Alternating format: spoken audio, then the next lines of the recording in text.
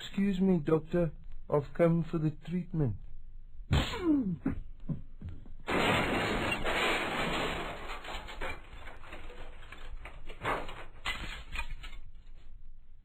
The SABC presents The Secrets of Cordon Bleu. It's a lovely restaurant, this. Such a lovely table. This is what I phoned in advance. Oh, yes. What is the name of this place? The window box. Oh, yes. Yes, I remember one. I think it was my son-in-law who told me about this. Very kind of you, Walter. Really it is. I must tell Esme about this little spot. Yes. And, well, we've got a lovely view of the street from here. Are you quite comfortable, Miss? Oh, yes, no, I'm quite all right. Thank you very much, yes. Do you mind if I smoke? No, not at all. You can go up in flames if you like. Hello, yes.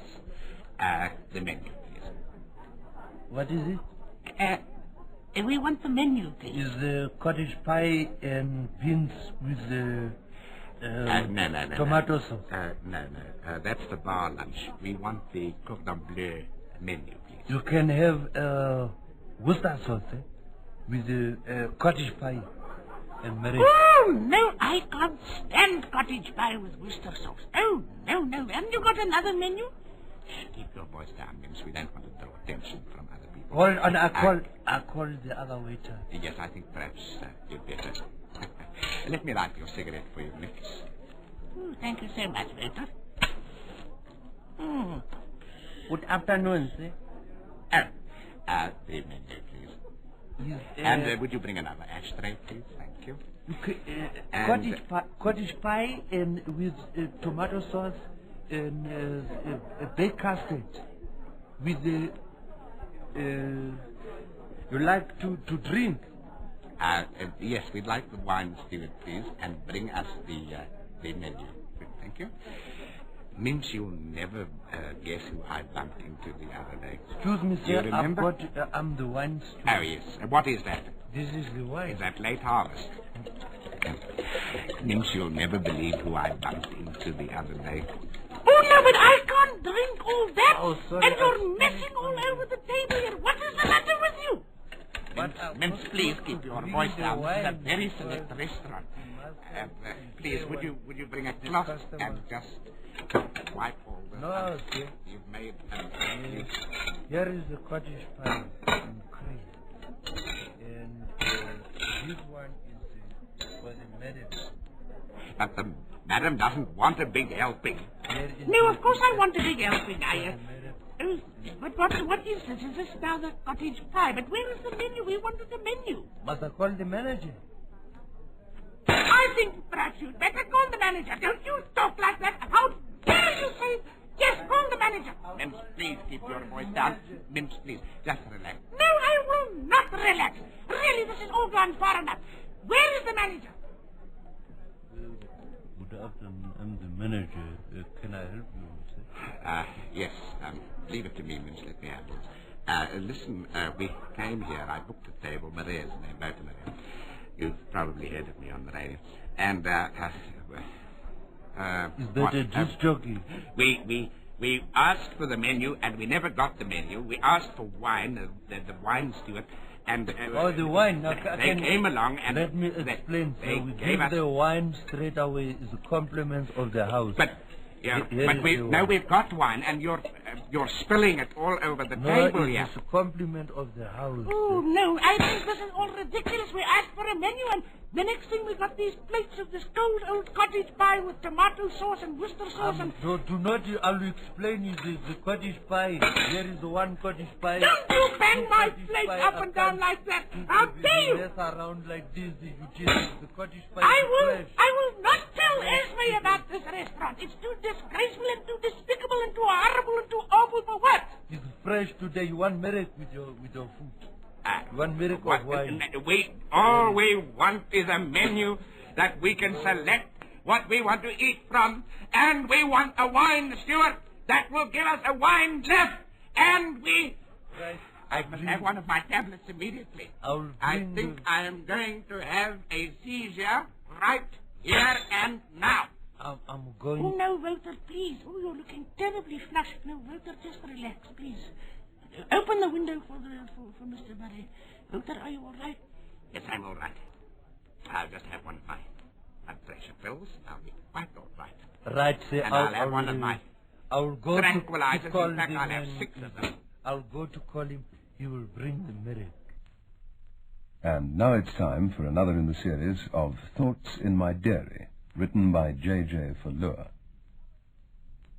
The other day, while staring dreamily at the white liquid in those regimental glass containers, my mind was transported back 10 years to the days when car spotting was a most popular pastime.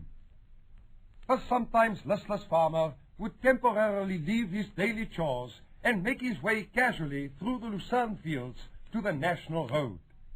His honest blue eyes gazing earnestly at the S-bend that cut symmetrically through the veld ahead of him, he waited patiently for the 25-second experience that had become his own personal nirvana.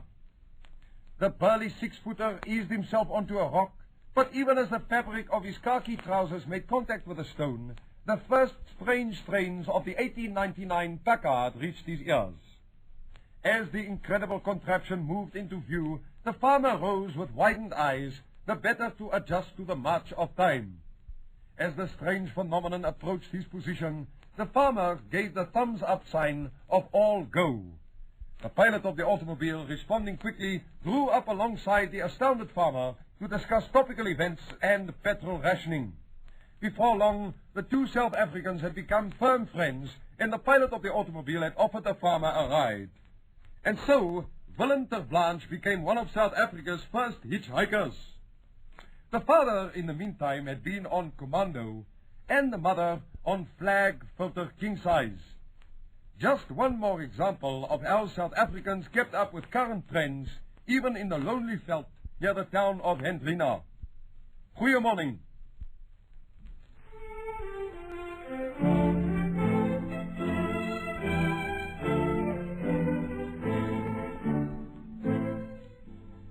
Flop people.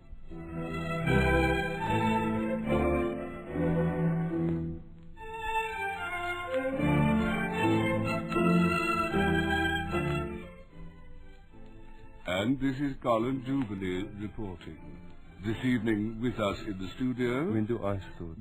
Just a moment. The winner of the Johannesburg City Council's annual award for the greatest failure. We have Mr. Jeremy Sandrida. Oh. That is the name. Yes, Well, good evening and welcome to Flop People. I didn't actually want to, have this. I don't actually like this. Yes, I know it must be a terrible embarrassment for you. But now do sit and tell us now exactly how this all came about. When did you first... Would you please stop rocking in the chair? Oh, well, When did you first realize that you were a flop? I didn't actually like to have a name, or a position of this, Could you speak up, please? Because the recording engineer is not able to modulate our voices properly on the VU meter. Well, I don't like, I don't like actually having a name or a position like this, but the council finally decided that I must, Now, don't be nervous. Tell me, But why do you bring me here anyway? Because now you make a mockery out of the whole thing, Don't be silly. This is the title of the program, Flop People. Now tell me, have you always been a flop? I think so, yes. Tell me, were you aware of this as a child? No, well, I had bad sort of stages of depression, and most of my experiences in life revolved around the pattern of excuse me. No, that's quite all right. Would you like some water? Well, that's another thing. I can't even talk, and I'll get a frog in my throat. Yes, well, that's the price one has to pay for being a top flop person. Yes. So you say you were aware of this as a child? Yes. Disappointment followed disappointment, and I used to fail at school, and people were unkind to me. And then I gradually realized that my aim and vocation in life was to be a disappointment and an embarrassment to my fellow man. So I approached the council for this title, and reluctantly they were forced to confer upon me this particular position in my life cycle. I'm getting depressed as I speak, but in any case... Yes, I'm feeling rather depressed myself. Tell me, are you married at all? Has your marriage been a success or a flop? A flop also, yeah. I'm now on to my fourth wife, and she doesn't think much of me either. But, you know... this is very rather heartbreaking. I can already recognize in your manner and eyes that you don't like me either. Then really, don't be silly now, please. I want to ask you some more questions. Now sit down and don't be so temperamental. Tell me, do you think it's easy for anyone to become a flop person? No, it's not at all that easy. In fact, it takes a lot of care and devotion to things like being lackadaisical, having a bad memory, fits of depression, and just generally not well, one of my failures is that I can't even describe something. You know, it's in my mind, but I don't know what. Don't laugh at me, please, sir. I'm not laughing at you. Gracious, I'm about to have a complete breakdown.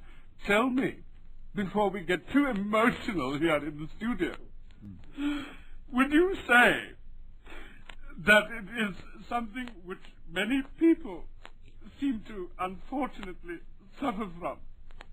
You must excuse me, really, I don't normally behave like this, but this is terribly touching. Well, I don't know. Where are my tissues? These are some of the world's most wonderful insects. They carry honey to the hive. Oh, aren't they marvelous little insects? Yes, they really are. They carry honey to the hive from flowers in the surrounding districts, and provide most of the country with really, some Mr. of the Van world's Breda, most I must valuable stop fruits. you, Mr. Van Goodbye. Breda. I can't take it. I can't take it anymore either, really. And ladies and gentlemen, that was Flop People. And this is Colin Jubilee signing off now.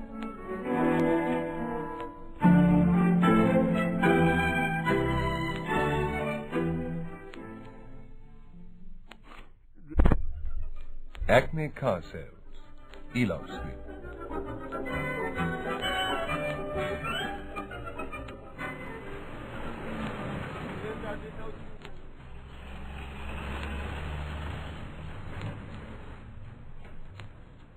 Is this the place? This is the place, I think. Yes, this is it. All right, let's go in. Yes, no, this is the place. It's changed a bit from the outside, but I'm sure this is the same. Acme Motors. Acme Motors, yes. Now, that's the sort of thing standing over there. That's the kind of thing that you want, Charlie. That's a nice little job, that really is. I just can't help wondering if it's worthwhile to sort of let the money go and sort of... Well, what else are you going to spend the money on? Cricket bats and things. Good morning, gentlemen. Good morning. Yes, no, we're just admiring this little car over here. My friend here, Mr. Charles Taylor. She's a beauty. Pop inside and see what you feel. She's an absolute beauty, sir. Yes, get in here, Charles. Well, I don't know. Isn't that a bit that the seats are a bit torn, aren't they, Voter? No, well, look, that's just a small thing, Charles. Don't be too fussy. I mean, look at it's going for a good price. I tell you, sir, you've got I don't want to oversell or do anything like that, but not only have you got a bargain, sir, I promise you won't find another car like this in probably about 30 to 40 years. Now, look, $450. What about a special price for Mr. Teller? I mean, $450 is a bit... I'll tell you what, sir, let's not discuss price now. You know, we are a quality business, sir, and discounts, we just can't help on, sir. We're proud of our reputation. We don't give discounts, but then our cars are not... broken the rear view mirror, yeah, I'm sorry, it just... Oh, but it was stuck up here with chewing gum.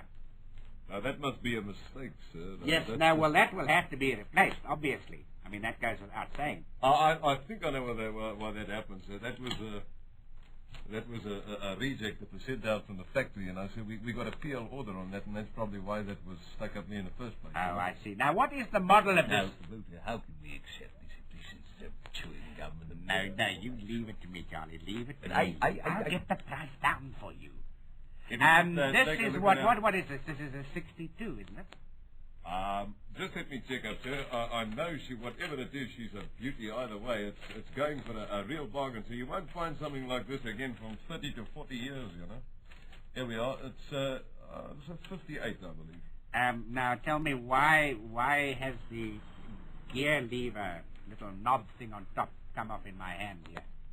Why don't you start it up, sir, and feel this? No, well, can you put this gear lever knob back on? I see it sort of screws back on. That's just a basic... it probably wasn't screwed properly, yes. Very nice. Well, Charlie, do you want to take it for a little spin?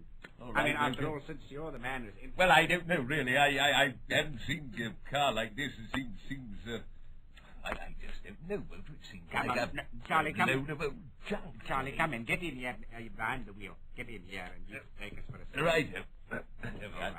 May I start it up, please, Sonny? Oh, gracious. Yes, just go in. Can you see all right there? Because your Right, I'll start her up. Seem to be sagging terribly.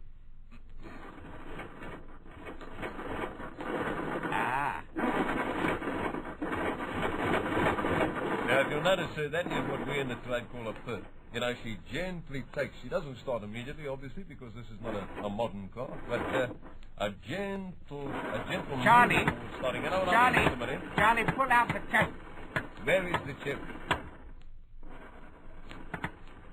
I don't know. I'm trying to find it. Now, don't pull that. This over here. This must be it, yeah. Careful now. Now, don't pull that. Sorry.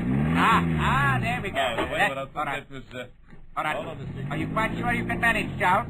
I think so, yes. Now, all right. Tell me, is this car safe, Sonny? I don't think you have to call me Sonny. You know, I am a sort of... What's that noise? Now, don't worry about that, Mr. Manny. Look, just take that... Gracious me, those are big ends to me. You asked me, those are big ends going. Big ends? Big ends? No. This car just doesn't... This was pretty big end here, you know. Charlie, put your foot down a bit and see what sort of... See what sort of... I'm going... torque this engine produces. What is this, a 4-cylinder? This is a 6, Mr. Manny. She's got plenty of power, you know. This is a 6? That's right. This is, in fact, a 58. I don't even think I told you the model. The model is... No, I thought it was a 62. That's a Fleetwood. A Fleetwood? That's right. What year? They don't make 58, as I said, you know. But what are those noises, for goodness sake? What is that sound? That's terrible. There's no problem there, sir. That we'll have ironed out for you before you leave our showroom, you know. Well, how does it feel to you, Charlie? I don't know. It seems very loose and shaky. You don't mind me saying so, Sonny. And it's backfiring, no, too. Don't Sure, it shouldn't do that. Della, really. I mean, I don't want to... Gracious me, it's backfiring itself silly. I mean, this is totally ridiculous. I wouldn't worry about that, Mr. Murray. You know, a car of this kind of vintage, you get... Listen, you're sitting in the back seat. You're very fortunate. You're up, all up high in the back there. Can't you see Mr. Teller and I are sitting in the front here? The front seat seems to have collapsed because Mr. Teller and I can hardly see over the bonnet of this thing. No, I mean, you can't have it all. You can't have it every way. What's that? What was that? I didn't hear anything. But that sounds like something is scraping against the mud guard or something, or the differential is about to pull up. No. Side shaft, that's what it must be, side shaft. No, you won't get side shaft problems in a car of this vintage. That's all. But there's something very wrong with this, Charles, I think... I don't know. Hold on a second, Motor. I'm going to take her on the motorway. You can't tell in the traffic, you know, and I'm weaving and ducking through every car I can find. And now? Then I'm just pulling up on the side. But all that noise, I mean, that noise is ridiculous. Don't worry, take it out on the motorway, Mr. Della, then you'll really see how this car gets. Don't forget, Mr. Murray, a car of this vintage, 58, and as I said, a Fleetwood. They don't make them like this anymore. You know, it's not as though you're getting... Look, it's not as if you're giving the car to us. It's 450 rands, you highway robbering sharks are wanting but for that's this. a song, Mr. Murray. You know, What's it I don't have to oversell a car like this. This is a Fleetwood. With all that noise. Eh? That noise, listen to that. It sounds to me like this whole thing is busy breaking up or something. No way. And look at all the smoke coming here through the floorboards. That's Mr. not Murray, right. You're getting unnecessarily excited about a car like this. It's got leather seats, you know. And graciously, this here in the cubby, old Charles, you must remember this. This this is a bottle of old boiled sweets which I haven't seen since about the 30s. They don't make these anymore. Now, we'll throw that in for you as well, Mr. Maria. Oh, don't be ridiculous. I'm not all that hard up for a bottle of boiled sweets from the 30s. No, don't worry about it. We'll throw Anyway, that in I'm for not buying the car. It's Mr. Teller who's buying it. How do you feel, Charles? I'm listening to you both talking, you know, and I must say, in a way, a car like this has a certain amount of nostalgia. Now, listen, it's cutting out. Now, wait a minute, let's have a look. Oh, gracious me, no. The sooner we get out of this car, the better. What about that, Sonny? Sonny? Oh, all the material here from the roof, the ceiling, is all collapsed down. All on top of my head here, I can't see anything. All this old felt, poof, and it's all covered in dust, and it's going to give me hay fever now. Well, what do you want for 450 runs at Rolls Royce? Don't talk to me while I've still got the ceiling material all around my head. Get this thing going, Charles, and get us back to town. Hold on a second. I'll see if I can just check out there in the back there. No, she's all right. Look, a car like this. Admittedly, there we are. Now, you've got her going now. We're back on the move. Okay, and I've got all the silly, ridiculous roofing material fabric stuff off my head. Now I can see where we're going. You can't expect it for a song like that. I mean, 450 runs for a Fleetwood. No, but now this whole roofing is going to have to be redone. All this old felt is we'll have to be ripped out and new material. I'll put masking tape on there. You can just stretch, you get this plastic stuff. You get this plastic stuff to spray with paint and put masking tape on. Spray that with paint, you've got a new seat, you know what I mean? Gracious me, now the hands are here from the window. I tried to turn the window down, and that's come up in my hand. Don't worry about the tiny little teething troubles. And anyway, Charlie, have you noticed that red light there with the oil pressure has been on ever since we left the garage? It's never gone up. No, Mr. Murray, don't worry about the teething troubles. We'll iron all these things out. What do you mean, teething troubles? Don't be totally ridiculous. That red light has been on ever since we left the garage because that means that there's no oil in this car and it's about to seize. That's what it means. That's what all that noise is that's going on. This whole car is busy. No. Look, I mean, in a car of this age, there's no trouble. Hold on a sec. As it happens, we're right outside the garage now, you know. Right, shall I just ease her into the parking lot of the garage? But I'll get out before you ease it in. Please, don't carry on calling me Sonny all the time, Mr. Teller, please, man. Drive it in now, Charles, on out. I'll put her on the parking lot now. Hold on a second. Right, I'll just ease her into that space over there. Honestly, Mr. Teller, 450 rand, man. It's a vintage car. I must admit, though, there's a certain amount of nostalgia about an old lady like this. There we are. Righto, thanks very much, Sonny. Well, there's no need to carry on calling me Sonny, Mr. Teller. I'm well past 40. Right, thanks a lot. Vota, come over here, please. Let's have a quick powwow about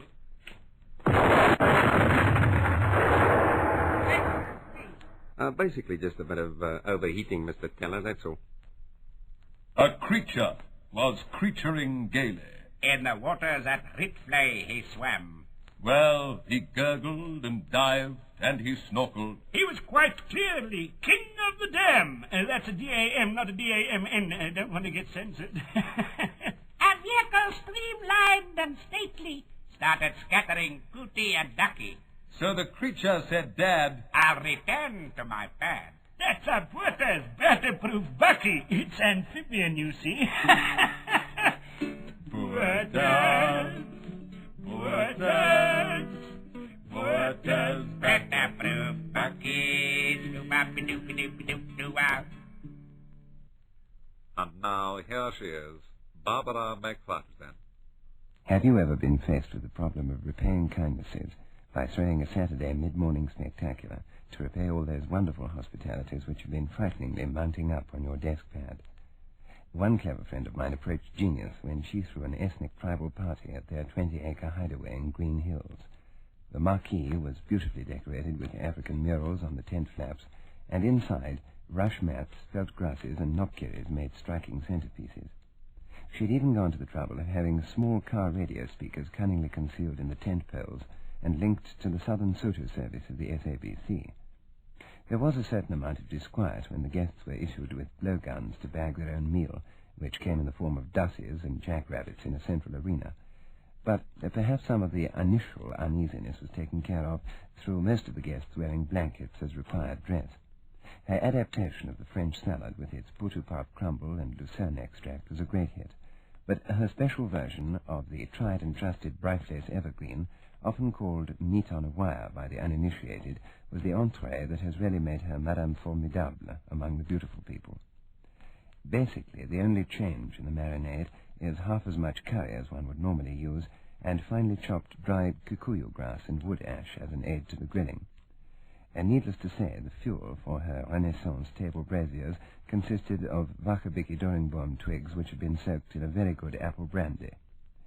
If one has trouble with this recipe, or perhaps cannot get a suitable brine for the dish, it might be an idea to enlist the aid of your local butcher. Just pop along and explain your plight. But do remember to destroy the cash slip, though, as a careless mistake like this could put a damper on what might otherwise happily have been a Saturday smash.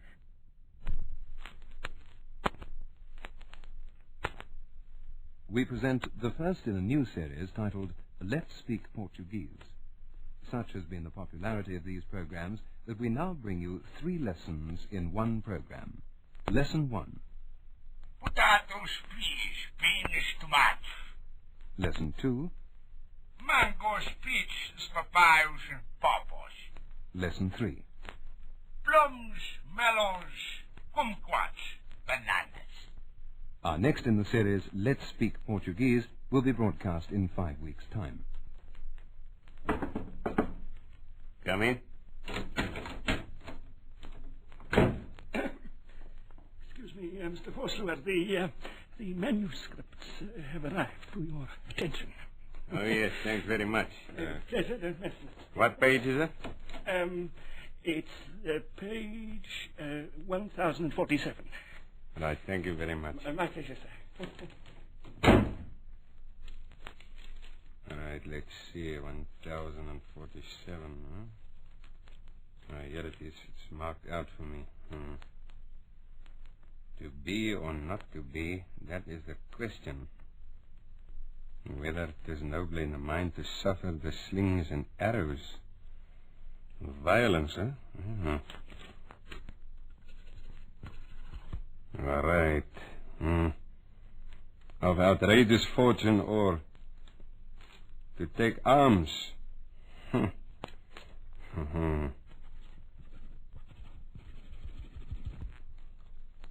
Against a sea of troubles by opposing in them. To die to sleep. When are they going to learn of violence again? No more than by asleep to say we end our heartache and 1,000 natural shocks. That flesh. Age restriction.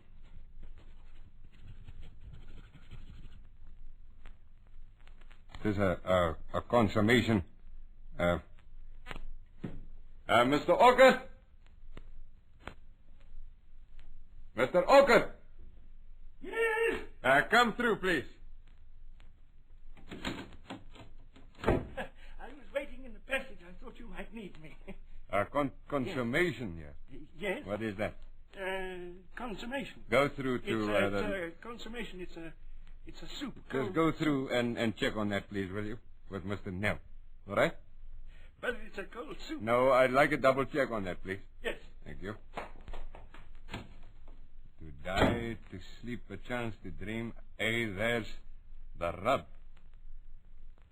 The rub? I wonder if that is now a body rub. Well, it could be commercial.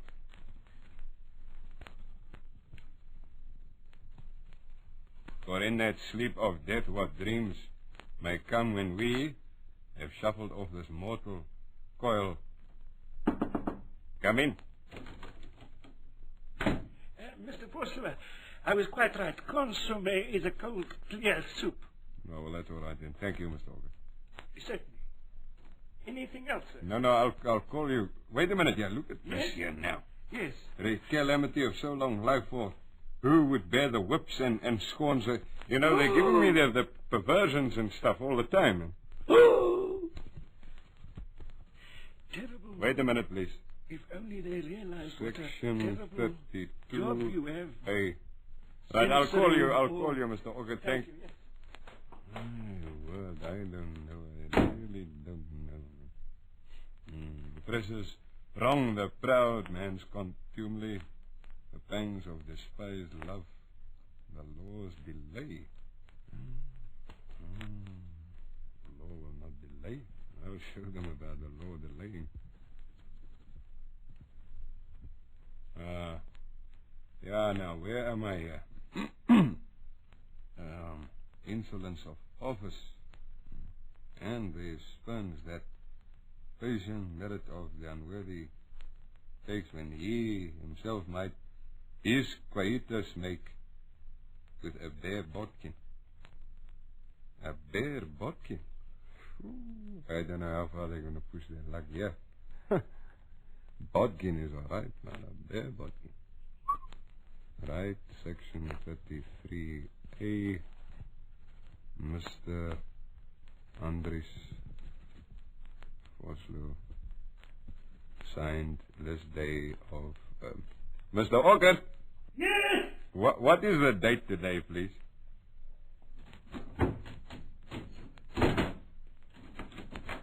Oh, coming through all those security doors is quite a...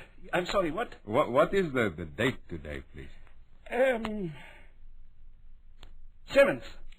8th. The 8th? Yes. Of March, eh? That's right, 1973. Ides of March. Yeah, it's 73. You know what happens to the hairs at this time of the year. Yeah, well, that's another story. It reminds me, I must bring you the Lewis Carroll book for review. Yeah, please don't forget that. And there is a lot in that book that should be taken out. In any case, Mr. Orchid, I'd wonder if you'd mind taking these down to the cinema down the road, please. The manager knows my name. Taking what? This report, yeah, that I've written out from this book. The manager knows me there. Yes. Thanks very much, Mr. Orchid.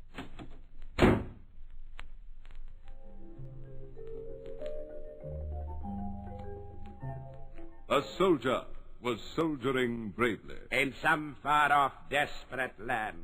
With puttees and boots he was racing. Not to Botesville or Summerstrand, that I can tell you.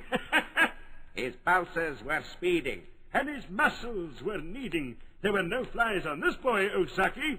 He said, transport's my buzz, so please ask the fuzz for a Botez Battle-proof bucket.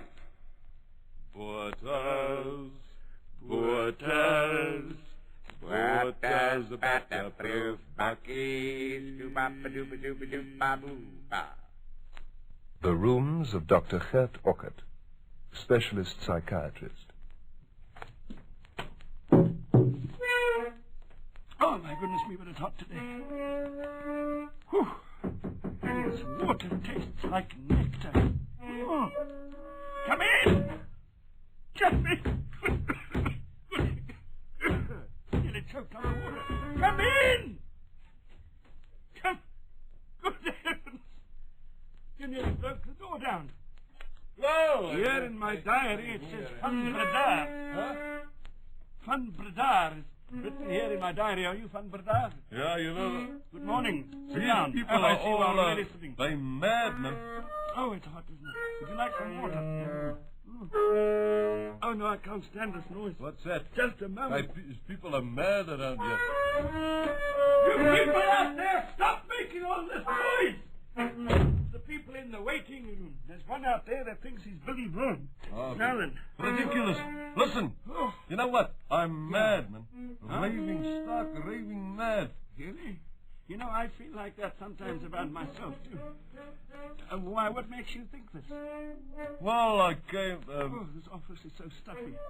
I was thinking on the way here today, all over through the way The here air today. conditioning is not working, you see. Yeah. Oh. I can feel it myself. Yeah. I think if I press open the window...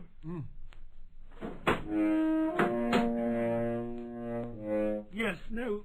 Where do you come from, Mr. Van Bredar? Is it Blackpan, is it, according to what I've got in my diary? Blackpan. Yeah, I'm mad, I'm mad. I see you're carrying a guitar. Do you play the guitar? No, I just carry it, but I'm mad. You know? Yes, but do you play it? Well, No, but I mean, can't you... Oh, listen to that Billy Vaughan out there in the waiting room again. Can't you play tunes and melodies? I mean, don't you take the guitar seriously? oh, I don't mind if I don't take it seriously. I'm just mad. I'll come see you about that. I see, yes. Well, now, first of all, tell me, why do you think this? Well, I can explain. I can explain why I'm mad. Mm-hmm. One day I just sat down in the. Yes. Got loss of memory. Yeah. And I went mad. Uh-huh. You know. How long ago was this? For about 4 years ago. Oh yes. And do you like these little sweets with the red stripes on them? You have one. They're very nice. Do you like them?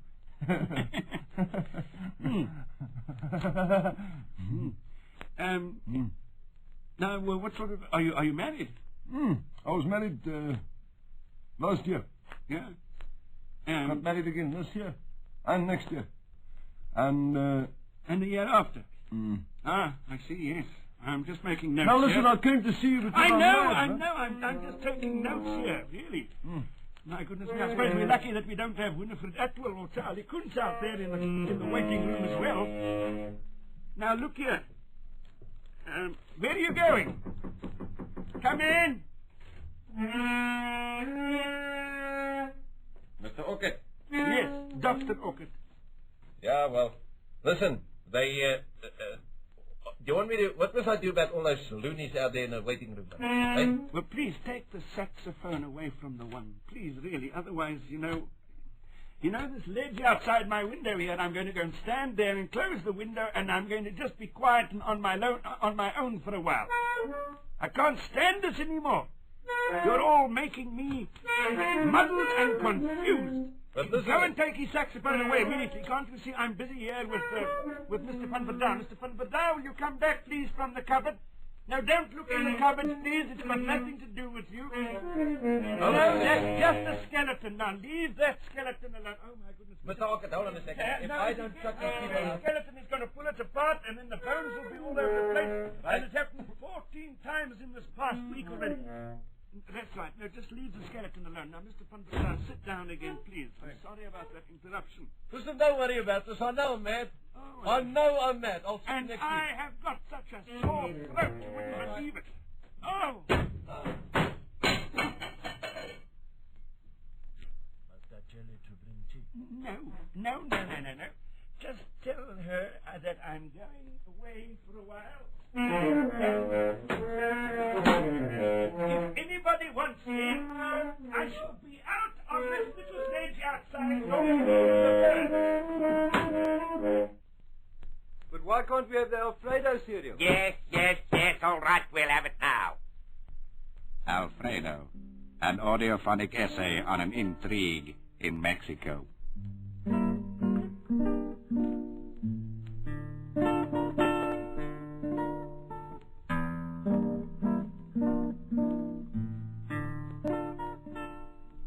Gert and I waited breathlessly for the huge door to open.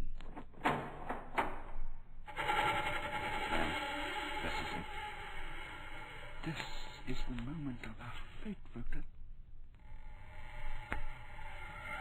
Can't stand the suspense. Well, listen, I'm sorry, I couldn't get the Mexican sauce for those hamburgers. What do you mean? I only had the plain one. But what about us? Are you going to spare us and let us go free? We're not sure of our fate. How do you spell that? What, fate? No, of. Oh, O-F. Just checking. You hadn't known I might have boiled you in oil. No. Oh, salad or cooking? Do me a favor. SAE 30. What do you think I made of money? But please, tell us what is to become of us. Well, I thought we could all go to driving tonight, but then I realized that you were all prisoners here. I can't stand it. I think I'm going mad. I think I'm going crazy. Relax, take a tranquilizer. Have you got one? I'm never without one. Yeah.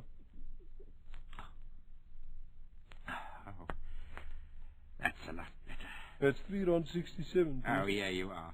So, You're really sort of quite organized around here, aren't you? not really. I'm running short of 65 gauge wire, you know, and I also need some metric spanners. What for? I'm busy on a project. What sort of a project? You asked too many questions. Gonzalez! Senor! Activate the special electronic lever. Si, senor! Now you'll see who the manager is around here, my boy.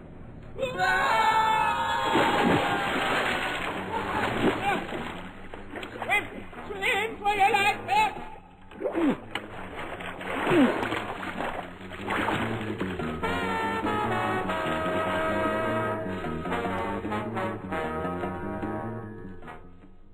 Look, and I was swimming for our lives in the murky, oily depths. Desperately, we tried as hard as we could to grab hold of the side. Finally, we were able to clutch onto a rock jutting out on one side. Grab it, Kurt! I've got it! Are you all right, Walter? I've never felt better in my life. I love swimming in oily, underground rivers, you know. Something I've never told anybody. Wait a minute! Look there, Walter! What? There, built into the underground river wall. I just can't believe it. It's impossible.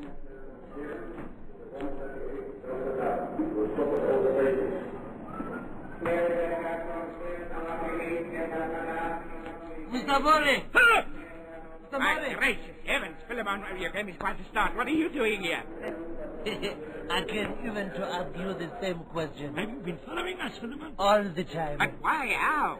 You're forgetting your change for the parking meter in the first episode. Yes, but now, what's the point of all this, and what's this railway station? Ah! Oh, no, it's him! Where you are, Oh, no, it's him. It's him, the manager. I'll teach you to, we must get to away. meddle with things you don't understand. Oh, my gracious, no. Don't worry, sir. I've got a plan. What sort of a plan? I've got it here somewhere. I think it's... Quickly, Philemon. But it looked as though it was going to be too late. The man known only as the manager was advancing upon us, and it didn't seem as though Philemon would get his plan ready in time. All we could do was hope and pray. I fed 300 pesos into the cigarette machine, while Walter cried quietly. It was all too much. This... Alfredo, a Mexican mission in the Badlands of San Hernando.